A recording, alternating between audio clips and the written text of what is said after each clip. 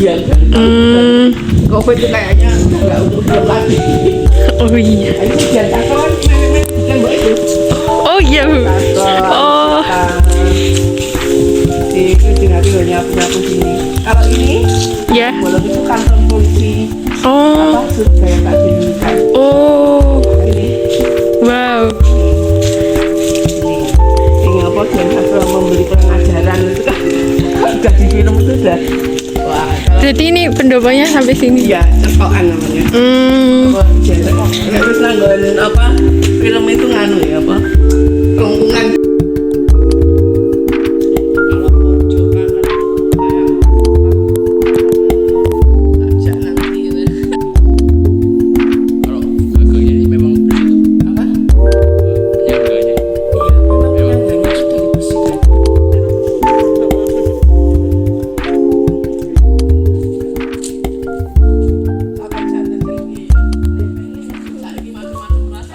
Ya, Ya, mungkin bisa dimulai Bu ya. ya, bismillah.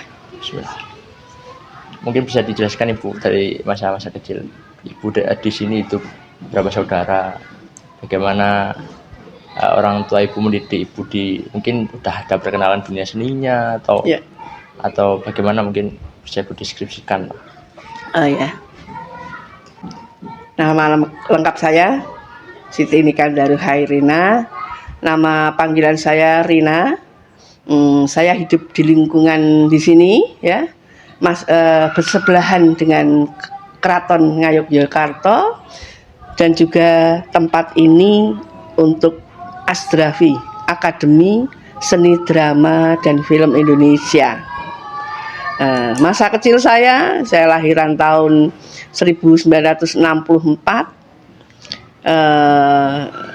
Di pagi-pagi selalu terdengar suara olah vokal para seniman teater dan film, tapi juga gending-gending Jawa dari keraton dan juga sendera tarinya ada di pendopo. Nah, dua seni budaya yang sama-sama pentas ya panggung, tapi mengisi dinamika hidup saya. Ketika kecil ya saya suka menirukan akting para aktor mahasiswa seni drama dan film bersama dengan teman-teman itu yang ngindung, anak-anak yang ngindung, yang pengindung itu berasal dari abdi dalem yang mendarma baktikan di dalam Pakuningratan ini ya. Ini namanya Dalem Pakuningratan, tempat yang saya BPH Pakuningrat yang menikah dengan GRA Gusti Raden Ayu Pembayun. Kita ini mewarisi Asdrafi dari pendiri eyang saya BPH Pakuningrat yang memperbolehkan pendopo untuk tari dan drama dan film. Gitu. Saya juga memilih IKIP ya, di IKIP Sanata Dharma. Tentu tidak jauh dari seni, yaitu saya memang kuliah di jurusan pendidikan bahasa dan sastra Indonesia yang tidak lepas dari karya-karya sastra begitu. Dari mungkin berarti pengaruh seni di keluarga Ibu sungguh besar, khususnya di ayah dari Ibu juga pendiri melanjutkan Asdrafi juga. Iya. Dan Apa toh sisi lain dari ya ini campuran berbagai seni ini ya, untuk mahasiswa Asdrafi yang datang dari berbagai daerah ya belajar unggah-ungguh untuk tradisi keraton gitu ya. Kalau kami dari keraton tentu belajar humanisme dan sosialisme antar sesama manusia atau peran, karena seniman tuh ya unik-unik gitu, unik-unik, tapi sebetulnya hati nurani lebih banyak bicara gitu, menyuarakan suara hati, akar rumput dalam bentuk-bentuk pertunjukan drama dan dramatisasi puisi, musikalisasi puisi, film, dokumenter maupun film panjang, film pendek, iklan ya, dan sebagainya. iya, Bahkan saya baca artikel itu ada dari Bali mungkin Bu, alumni Iya. Putu Wijaya. Iya, beberapa memang begini. Tapi Asdrafi sudah tinggal alumninya saja, hanya berupa kursus-kursus saja, karena kita dari segi akademik itu tidak bisa mengejar untuk prasyarat kekinian yang jauh. Ada deposit sekian bermiliar gitu. Saya tidak bisa. Jadi tapi tidak menjadi sebuah halangan ya, karena alumninya itu silih berganti ke sini, kemudian tetap berproses untuk drama dan film. Tempat ini juga sebagai lokasi film Kartini, ketik surga yang tak dirindukan, bumi manusia ya, mereka berprogres di sini. Jadi kita tetap berproses seni budaya sini. Berakhir Asdrafi berakhir 2005-2006 itu. Yes, memang kami lihat tadi sekilas Ya. lingkungan di sini memang khas sekali. Jawanya Jawa Keraton sangat khas, maka ketika dijadikan latar sebagai syuting pun saya rasa sangat cocok memang. Di sini kami bahkan merasakan nuansa seni pun sangat kental di sini, Bu. Kami sangat merasakannya sendiri. Kita lestarikan ya, ini regenerasi. Tentu dari jurusan sejarah tentu lekat juga dengan jiwa-jiwa seni ya, tempat dan kesenian ya. Mungkin kira-kira Ibu ini fokus seninya itu lebih ke arah mana, atau itu seni rupa, teater, atau bagaimana? Oh iya, memang semua seni itu ya, saya karena lingkupnya seniman kadang diajak ke sana sini, toh saya mencoba semua ya. Tapi saya cenderung ke teater ya, seni teater, dan saya karena IKIP saya juga mengajar ke regenerasi yaitu SMA. Saya mengajar ekskul SMA, di mana sekarang ada FLS 2N, jadi lomba festival seni. Saya kemudian mengajari ya, mendidik mereka untuk divisi-divisi lomba. Film pendek, baca puisi, monolog, membuat puisi. Wah, ini menurut kami juga sangat menarik. Di samping Ibu penggiat seni, juga melakukan kegiatan pendidik untuk meningkatkan kesenian di Jogja bahkan. Iya. Berarti bukan hanya penggiat seni itu. Iya. Saya selalu menekankan atau memberi visi bahwa drama dan film itu ada untuk keseimbangan hidup ya. Untuk jurusan sejarah atau yang ekonomi atau politik, berpalingnya sedikit untuk meluangkan waktu untuk berkesenian, untuk terapi keseimbangan hidup mungkin. Gitu. Bahkan seni juga sebagai media ekspresi, Bu. Iya benar. Gitu. Bisa menjadi apapun juga. Bisa. Bahkan kalau tidak dari sejarah juga perpolitikan tahun 98 kan itu ada unsur seni. Iya benar. Dan protes-protes bahkan sampai sekarang itu budaya. Iya benar. Kalau di seni namanya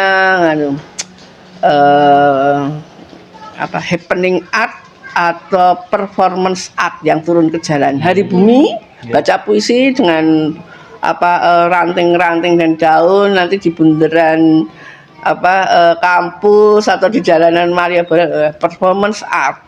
Itu juga masuk ke dalam seni ya, seni gitu. Ekspresionisme. Karena kalau tanpa itu seolah-olah hanya meneriakan ketidakjelasan. Iya. Harus dibungkus untuk begitu. Ibu kalau boleh diceritakan nggak awal mula berdirinya Asdrafi, terus di tahun berapa, gedungnya di mana aja gitu? Oh ya. Asdrafi berdiri tahun 1955, di mana waktu itu ada gedung di depan Hotel Garuda, di atasnya itu ada SS Draft. Tempatnya kecil, yang saya datang ke sana kok ini kurang bisa menampung sebagai tempat atau media seni. Dipersilahkan ke dalam Pakuningratan yang ada pendoponya luas gitu. Kemudian pindahlah ya, ke sini menjadi Asdrafi Akademi ya, D3 lulusannya.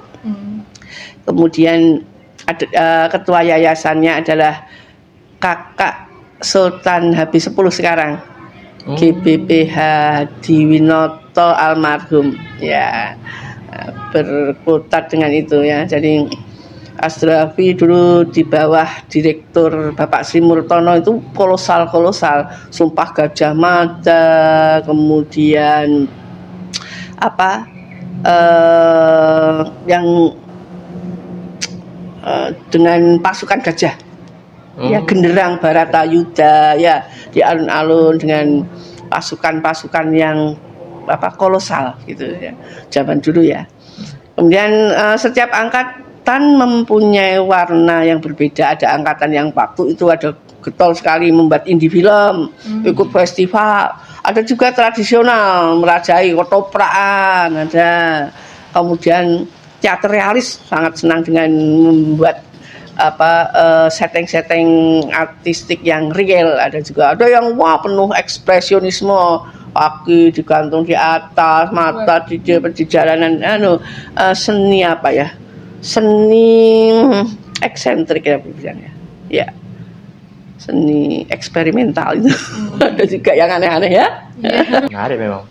Bahkan teater itu nggak selalu yang tampil di panggung tuh, bahkan bahkan ekspresi bagaimana guru itu memberikan kesenangan terhadap murid. Iya, betul. Itu juga termasuk teater ya di dalamnya. Tapi bahkan saya sendiri baru menyadari itu. Kamu menerangkan sejarah, ya kan, jurusan sejarah di depan publik itu kan juga acting loh, kamu mempersiapkan diri. Peran di panggung, pembisik atau penarik layar, atau pembuat setting, atau angkut-angkut, konsumsi lah ya, juga membuat sama peran penting gitu. Kalau dulu mahasiswa Asdrafi gitu Bu, untuk masuk ke Asdrafi itu apakah ada tes atau ujian? Iya, benar, ada tes. Tesnya itu bahasa Inggris, bahasa Indonesia, pengetahuan umum, dan acting. Nah itu kita sedikit aja sudah tahu bakat orang itu. Tidak selalu orang harus berbakat dulu ya. Ada yang minimalis dari tidak mengenal drama dan film tapi tertarik pun kita terima. Saya berpikir ini harus selesai lah kalau sekolah itu ya, tetap harus tuntas. Nanti kalau pada saatnya letterlek harus misalnya harus dikirim ke luar negeri dengan segala gelarnya, bukan berarti kita itu sangat menuntut untuk gelar, itu tidak, tapi tetap harus formalitas itu tetap ada. Saya berpikir seniman boleh eksensif boleh apa, tapi harus formalitas harus dipegang. Ya, low profile, bergelar, rendah hati, punya daya cipta seni yang representatif dan bisa merekrut audiens dengan humanis. Nah, itu tentu akan menjadi seniman yang termasuk berhasil gitu. Kalau di Asdrafi itu ada itu nggak sih Bu, kelas khusus atau jurusan minat gitu? Oh tidak, satu jurusan, drama dan film. Kampusnya di mana? Di sini itu kan seperti nyantrik. Dulu di belakang itu ada kamar-kamar. Sri Murtono, kamar Hairil Anwar, kemudian di pendopo itu pentas, terus di sini kantor, kemudian sebelah sini itu juga ada tempat kuliah yang di pendopo ya. Kemudian ada lagi ke sebelah timur kanan itu ada selasar kelas-kelas. Iya. Jadi memang dulu mahasiswanya tidak sebanyak seperti universitas. Paling banyak itu ya 175, 125, tapi lama-lama 10 juga pernah. Semakin kesini ya Bu. Iya. Kalau kelulusan mahasiswanya itu mereka juga bikin skripsi gitu atau? Unjuk pentas. Iya. Tentu dengan konsep yang jelas, tapi dia akan membuat semacam paper. Naskah ini yang saya bawakan, seperti unsur intrinsiknya apa, ekstrinsiknya apa, kemudian dipentaskan. Iya. Kalau diisi seperti TA ya, tugas akhir harus. Iya. Berarti itu lebih ke kelompok ya Bu? Tidak. Itu enggak individu sendiri, tapi nanti kan penuangannya kan dia pemain ya. Hasilnya kan ada yang kolosal, ada yang beberapa pemain, ada juga yang tunggal. Ya. Berarti tergantung itu naskah yang dibuat ya? Tapi tunggal, bukan kerja kelompok. Naskahnya dibuat sendiri, cuma prakteknya? Naskah bisa mengambil karya orang lain.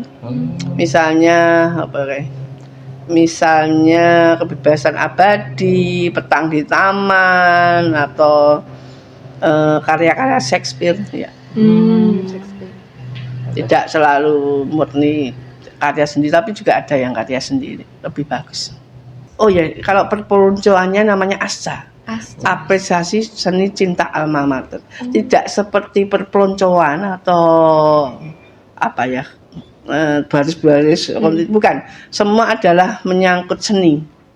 Jadi pakai topeng-topeng, di ekspresi, kemudian bagaimana aktingmu, bagaimana olah vokalmu, pakai hukuman-hukuman dengan makan jagung, kemudian juga olah tubuh, olah vokal, berpuisi, naik pohon, kemudian berbicara dengan alam, kemudian kelompok kecil-kecil membentuk sebuah spontanitas ekspresi.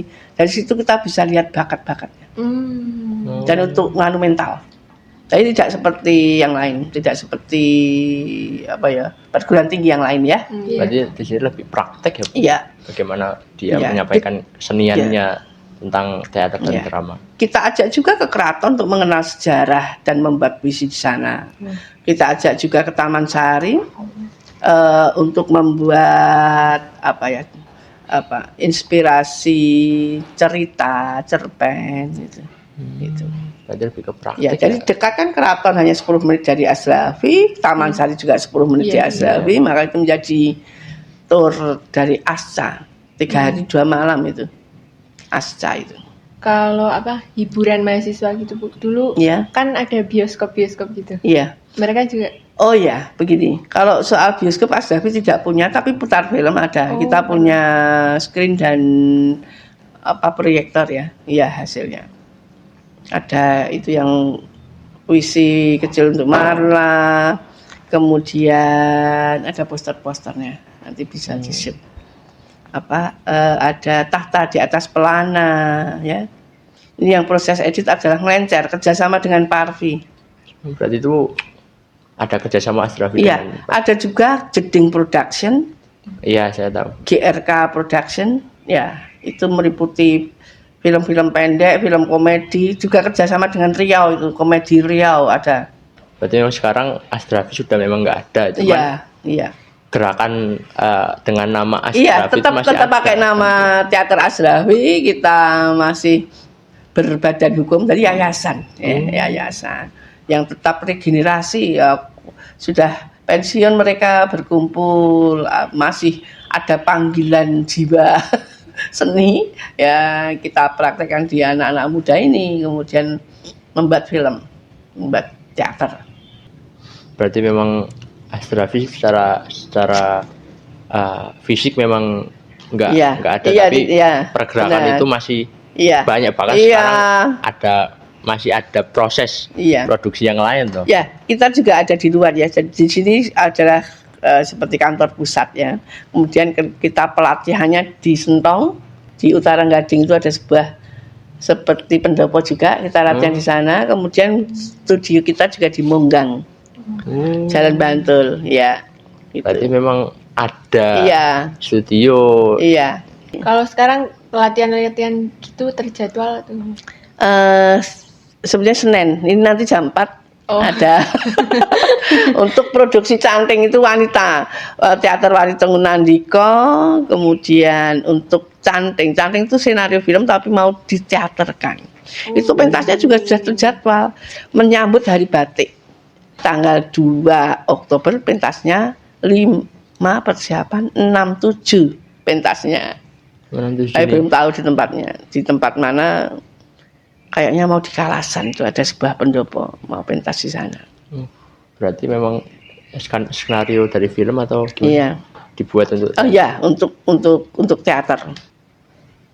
Kalau dulu Bu, biasanya itu mahasiswa atau Asrafinya itu tampilnya di mana aja? Kayak ada penentuan tempat khusus? Yang gitu. Sekarang pun di Taman Budaya ya, Sositet dan Konsert Hall. Kemudian pemutaran film. Kita memutar 2 tahta di Atas Pelana dan puisi kecil buat Marla itu pemutaran di ini. Selain di sini di Selasar sana, kemudian di ini bioskop Sleman itu Condong Catur Tamkul Tahun Itu ya. Kemudian di bioskop Sono Budaya. Kemudian bioskop Taman Pintar. Sin Teater. Ya, terus pernah di lapangan Bokong Semar di Kota Gede.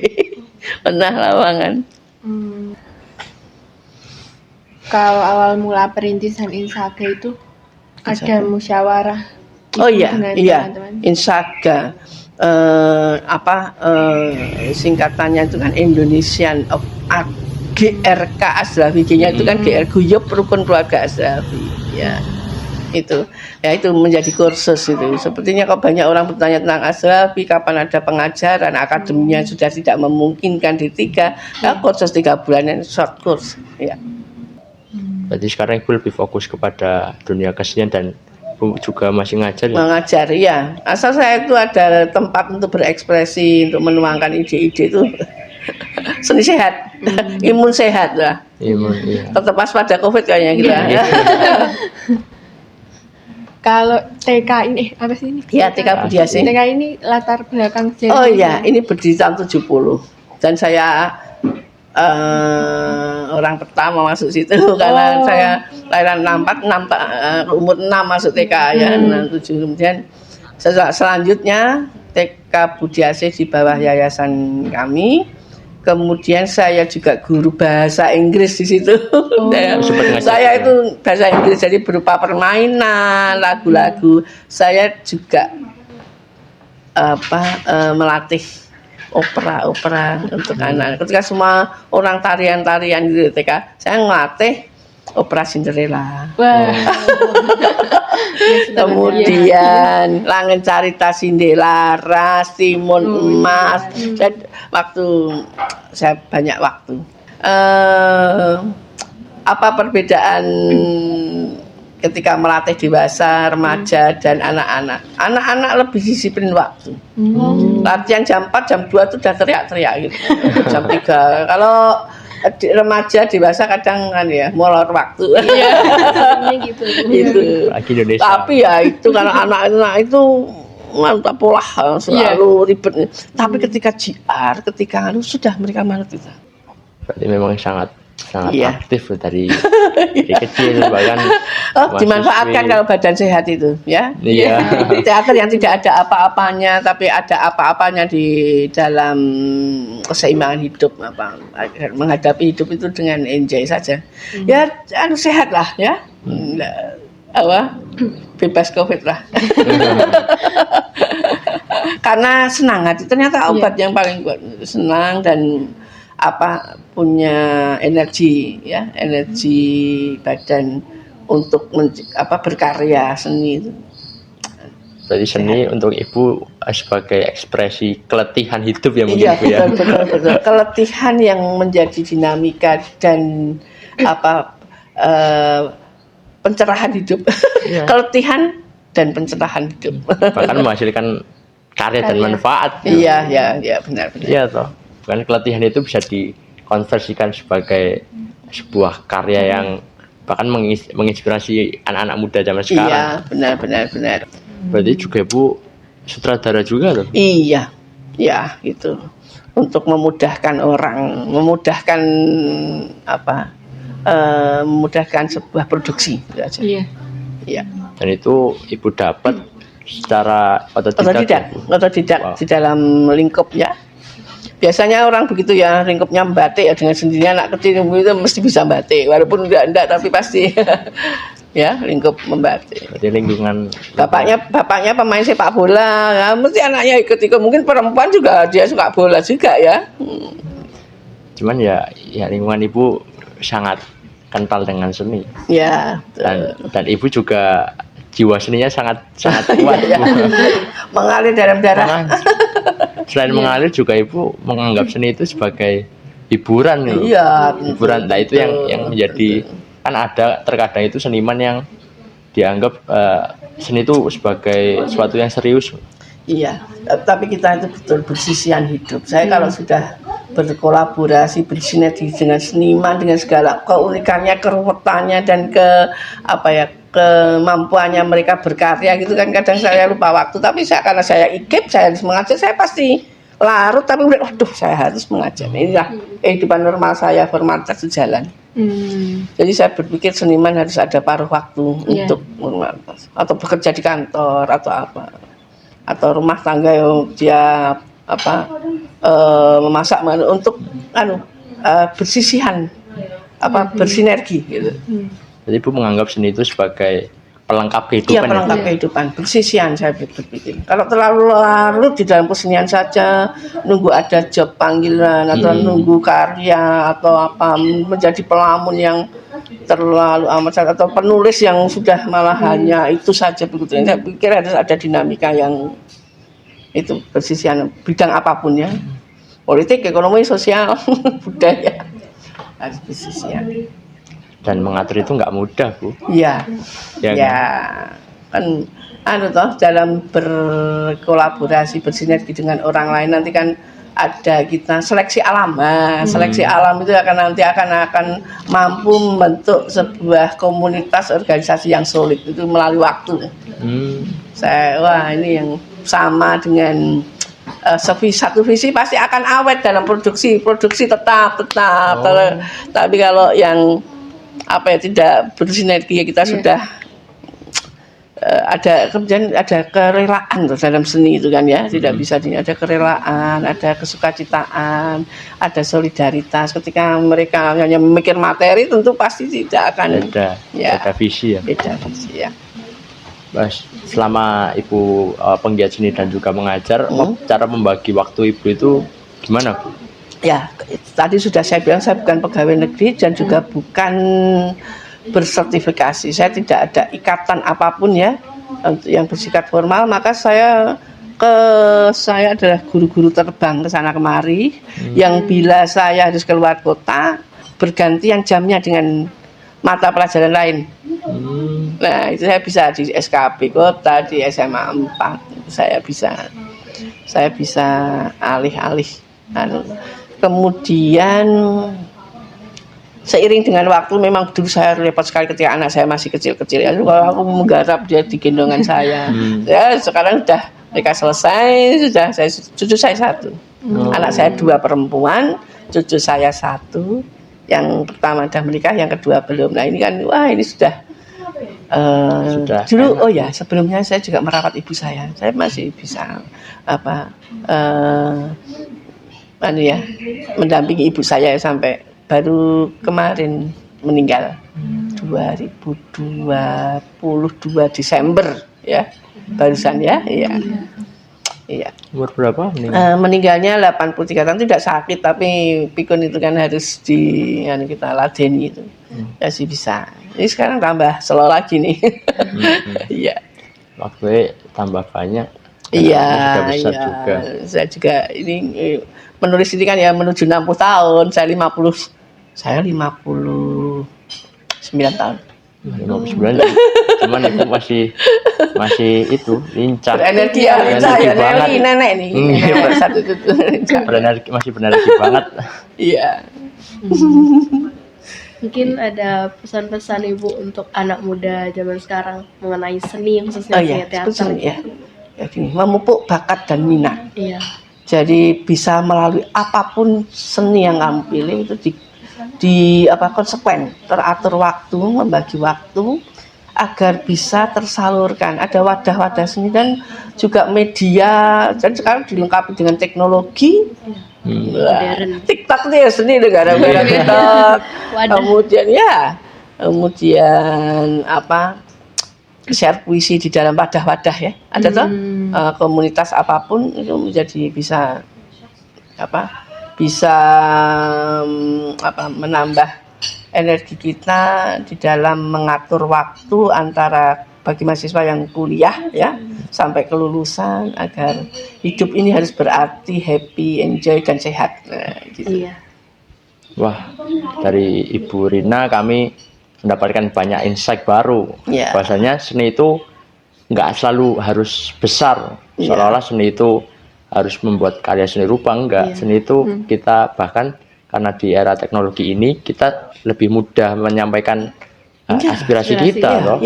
Bagaimana kita mengekspresi bentuk-bentuk seperti berjoget pun itu juga seni tuh. Buat YouTube, oh iya buat YouTube kamu di jurusan sejarah, kemudian tur kecil-kecilan, sudut sejarah yang belum terjamah, jadi gitu kan, ya. Dan juga Cari, ya. kami melihat kegigihan Ibu, bagaimana seorang pendidik juga penggiat seni itu bisa, dan seni itu nggak selalu berjalan sendiri. Iya. Seni itu bisa berjalan dengan bagaimana kita menganggap seni itu sebagai ekspresi, penuangan ekspresi kita atas keletihan hidup. Iya. Dan juga Ibu bahkan hingga saat ini Ibu masih banyak berkarya melalui sastra yang masa mudanya. Kata-kata itu imun sehat, imun sehat. Ya, itu bahkan sekarang masih menggeluti sastra dan itu sangat sampai kapanpun ya. sangat sebagai kita membuat inspirasi banget. Saya juga senang ini bergaul dengan anak muda ini kan juga sebenarnya menguji daya pikir saya sebetulnya ya, untuk mengingat nostalgia yang Asdrawi yang lalu, sejarah Asdrawi yang lama kan saya munculkan kembali. Bukankah ini juga menyehatkan otak kiri mungkin? Mungkin bisa menjadi inspirasi Ibu menulis. Benar. Mungkin itu aja sih dari kami. Kami ucapkan terima kasih kepada Ibu telah mau kami wawancarai terkait bagaimana kehidupan Ibu di dunia kesenian, bagaimana tempat ini menjadi tempat bersejarah bagi pendidikan seni modern di Yogyakarta, khususnya di Asdrawi sendiri. Bahkan sampai sekarang Asdrawi itu masih hidup melalui alumni yang bergerak di segala bidang entah itu sastra, seni rupa, teater, dan sekarang masih berjalan. Bahkan pada tanggal 1 Juni, 15 Juni itu pun program dari Asdrawi sendiri. 1 Juni film itu ya, TVRI itu ya, beberapa pemain. Kemudian di 1 Juni juga ini ada bentuk seni budaya di Mutiara Residen. Kemudian 15 Juni pantomim ya, tiga pantomim ya. Kemudian 15 Agustus yang Teater Alam Opera Ikan Asin, masih lanjut. Kalau saya 5 Agustus ketoprak SMA, Amangkurat Songgolawi. Ibu yang bagian saya melatih. Saya melatih anak-anak teater. Bahkan banyak proyek-proyek yang nantinya Canting. Canting tanggal 5-6 Oktober, dan juga Bali November 5-6 ya. Kegiatan itu sebagai bukti Asdrawi itu masih ada meskipun bentuk fiksi yang ada. Itu betul. Sebagai suatu semangat Ibu dan teman-teman untuk mengembangkan seni yang ada di Yogyakarta khususnya. Kami sangat berterima kasih dan mendapatkan motivasi baru bagaimana kita memandang seni dari sudut pandang Ibu selaku pendidik seni dan penggiat seni. Itu sih kami ucapkan sangat terima kasih. Sama-sama berterima kasih saya juga kepada anak-anak muda mahasiswi dari UNY ini telah mengorek sejarah tentang Asdrawi di dalam Pakuningratan. Itu membuat inspirasi baru buat saya dan semangat. Terima kasih banyak. Terima kasih.